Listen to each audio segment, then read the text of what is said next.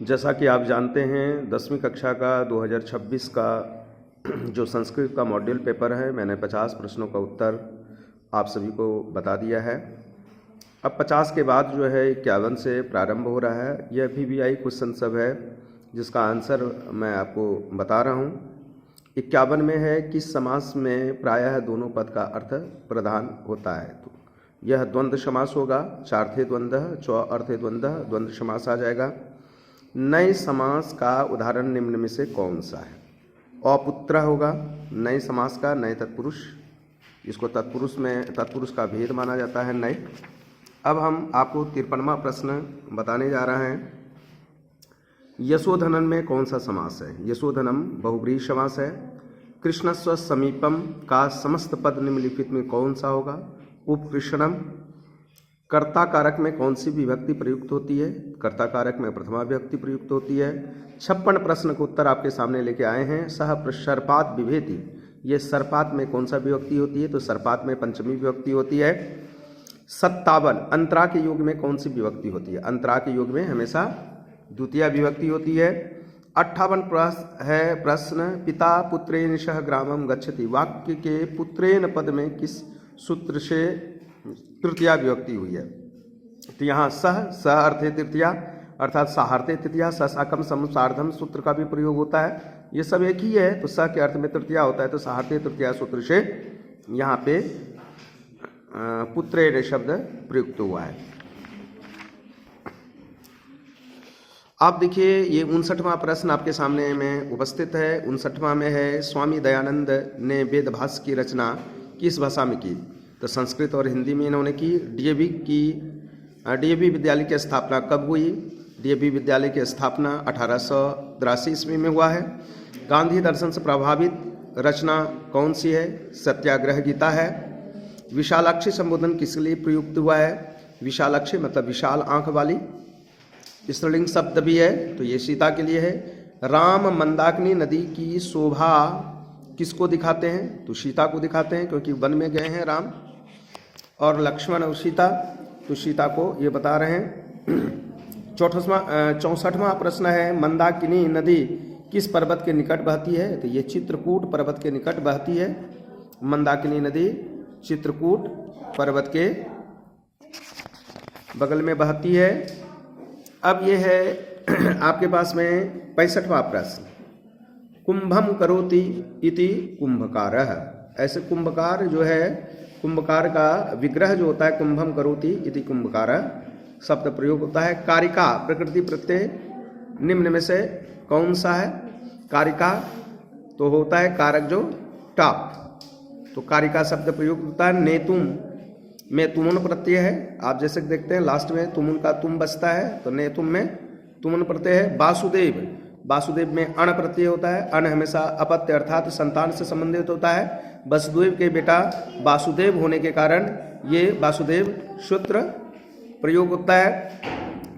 69वां राज्ञी में कौन सा स्त्री प्रत्यय है। राज्ञी में गीस स्त्री प्रत्यय है। त्व प्रत्यय से बना पद किस निम्न में से कौन सा है। तो पुरुषत्वम ये होगा। अब ये देखिए 71वां प्रश्न आपके सामने है। निपुण का स्त्रीलिंग रूप निम्न में से कौन सा होगा। निपुणा। भूति ही पद का प्रकृति प्रत्यय निम्न में से कौन सा। भूख जोड़ 3 भूति। व्याघ्रपति कथा में किसका दुष्परिणाम वर्णन है। लोभ का। व्याघ्रपति कथा हितोपदेश के किस खंड के संकलित किया है। मित्रलाभ नामक खंड से ये संकलित किया गया है। 75वां प्रश्न है सूर्य प्रार्थ, यह भी जो है व्याघ्रपति कथा से ही लिया गया है। प्रागे वे यौवन दशाया मते दुर्वृत्त आसम, यह किसकी उत्पत्ति है। सुनूरे पार्थ, ये बाघ ने व्याघ्र ने बोला है। पाथ मतलब पथिक। कर्ण किसके पक्ष में युद्ध करता है। आप जैसे कि जानते हैं कर्ण तो कौरव के पक्ष से युद्ध करता है। अब ये प्रश्न आता है 77वां महत्तराम भिक्षाम याचि, यह किसकी होती है। शक्र की है, कर्ण के पास जो आया हुआ। कर्णस्य दान वीरता पाठ के रचनाकार कौन है। भास हैं। निरीक्षणम पद का संधि विच्छेद निम्न में कौन सा है। नी जोड़ी क्षणम निरीक्षणम।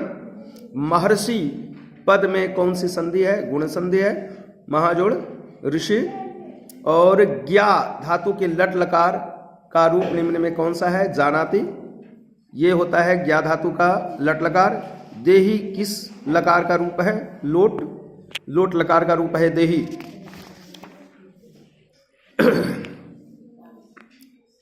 अब यहां है परोपकार। परोपकार किस विग्रह, परोपकार का विग्रह निम्न में से कौन है? परोपकार का विग्रह जो है यह परः उपकारः इति परोपकारः कथ्यते। परोपकार का विग्रह निम्न में से कौन सा है? पराय उपकारः परोपकारः, दूसरे के लिए उपकार को ही परोपकार कहते हैं। 84 प्रश्न है।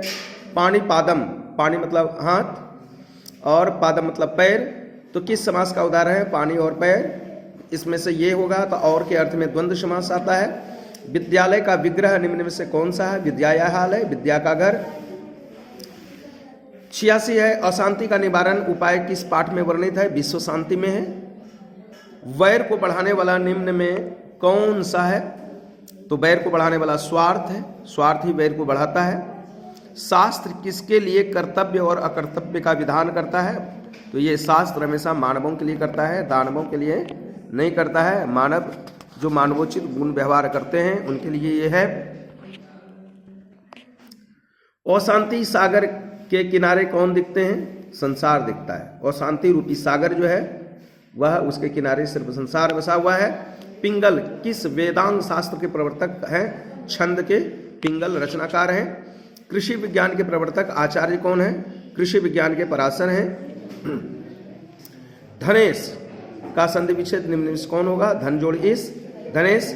एधी में मूल धातु क्या है? अस, अस अस्ति संति जो बोलते हैं उसी का है एधी ही।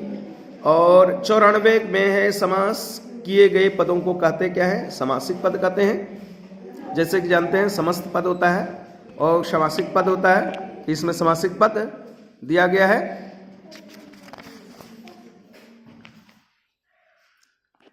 95 में है क्रिया विशेषण में कौन सी विभक्ति लगता है? एक सूत्र है क्रिया विशेषण द्वितीया, तो यहाँ द्वितीया विभक्ति होगा।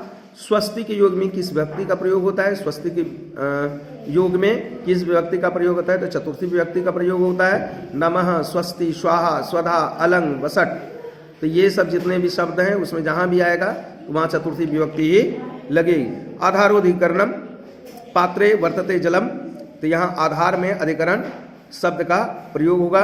ऐसे भी देख लीजिए इसमें 4 उदाहरण जो है, चारों उदाहरण में तो कहीं भी जो है अधिकरण शब्द का प्रयोग नहीं आया है। आप देखिए सहसर्पाद विभेति सीता रामेण सह गच्छति, हम पुस्तकम पठामि, तो सहसर्पाद विभेति में पंचमी व्यक्ति लगता है। सीता रामेण, तो रामेण क्या होगा? सह के अर्थ में रामेण तृतीया हो जाता है।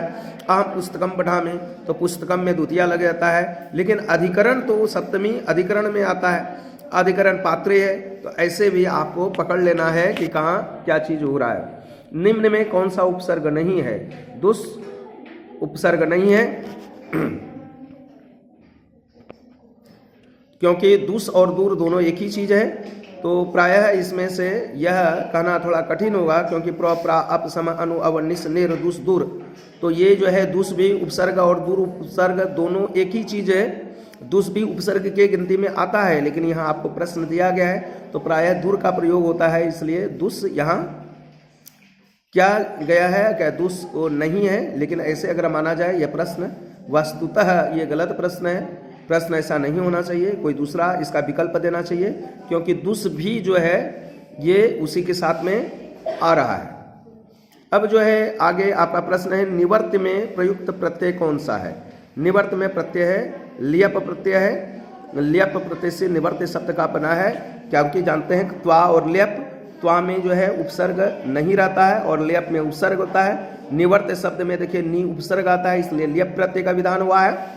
और साध जोड़ नियत, तो इसमें साध्य शब्द बनता है। और इसी तरह का आप जैसे कि देख रहे हैं साध्य शब्द बन गया। आपको मैंने पहले 50 प्रश्नों का उत्तर दे दिया था, अब ये 50 प्रश्नों का उत्तर मैंने आपको अभी मैं दे रहा हूँ। 100 आपके पूरे हो गए। आप बिल्कुल ध्यान से इसे देखते रहिए। इस तरह का 2-3 मैं मॉड्यूल संस्कृत का मैं प्रश्न पत्र आपको भेजूंगा। भेजने के साथ में ही यही सारा चीज आपको ध्यान से पढ़ना है, देखना है, आप वीडियो रोक रोक के आप अपने कॉपी में भी इस प्रश्न का उत्तर आप अपना तैयार कर सकते हैं। और जैसे ही आप मुझे देखते हैं और इसे आपको पसंद आता है कि नहीं ये बढ़िया है, हमारे लिए फायदादायक है, तो आपको क्या करना है, इसमें सिर्फ लाइक नहीं करना है, लाइक के साथ में आपको कमेंट भी नहीं करना है। अगर कोई प्रश्न उठता है आपके मन में तो जरूर कमेंट करें। आपको क्या करना है, इसको शेयर कर देना है। ज़्यादा से ज़्यादा शेयर जब आप करेंगे तो ज़्यादा से ज़्यादा लोगों तक यह पहुंचेगा। आपको लाभ के साथ साथ में आपको लगता है आपके मित्रगण हैं, दोस्त लोग हैं, उनको भी यह लाभ प्राप्त हो, निश्चित तौर पे यह जो है आपको क्या करना है, शेयर कर देना है। ज़्यादा से ज़्यादा आप शेयर करें। धन्यवाद।